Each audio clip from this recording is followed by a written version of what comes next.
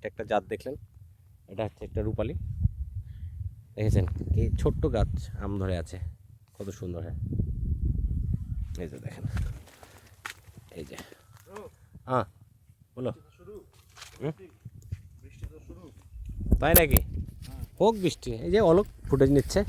আমরা আজকে এসছি, এটা হচ্ছে সাপাহারের মধ্যে, নওগাঁর মধ্যে পড়ে।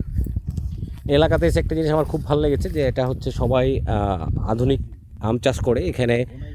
হ্যাঁ, আচ্ছা আপনাদের চমৎকার একটা আম দেখাই, বোনাই সিং, চমৎকার একটা আম, কি দারুণ দেখেন, চমৎকার কালার।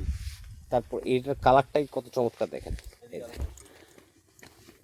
এই আমটা কখন পাকে, সাইজ দেখেন। এটা হচ্ছে লেট ভ্যারাইটি, এটা আশিনাতে যেয়ে পাকবে।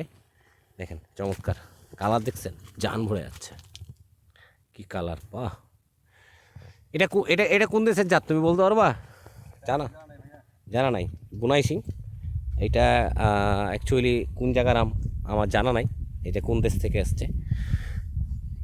তবে আমার একটা জিনিস খুব ভালো লেগেছে, যে এই এলাকাতে মানে নওগাঁতে বিশেষ করে সব আধুনিক আম নিয়ে কাজ করতেছে। যদিও এরা আম সম্পর্কে আগে সেটা খুব ভালো জানতো না, এখন তারা এটা নিয়ে স্টাডি করছে এবং তারা এটা ভালো মন্দ জানার বোঝার চেষ্টা করছে। এটা কি জাত? এটা হচ্ছে সুইট মেরি। এটা সুইট মেরি, কাঁচা মিষ্টি, কাঁচাতেই অনেক মিষ্টি এটা।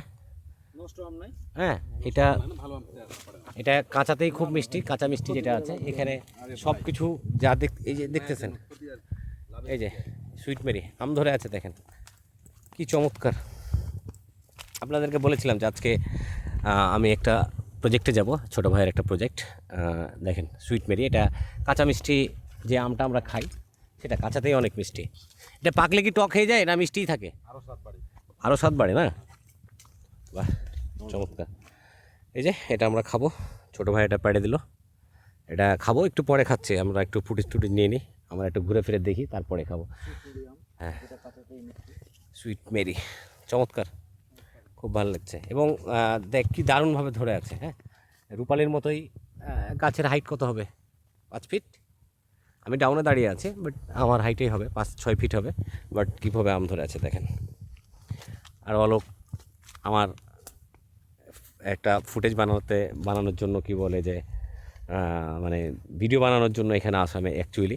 আর দেখতে আসছি এই জন্যই যে আপনাদেরকে আম খাওয়াবো, এবং সারা বছরই যেন আপনারা খাওয়াতে পারি।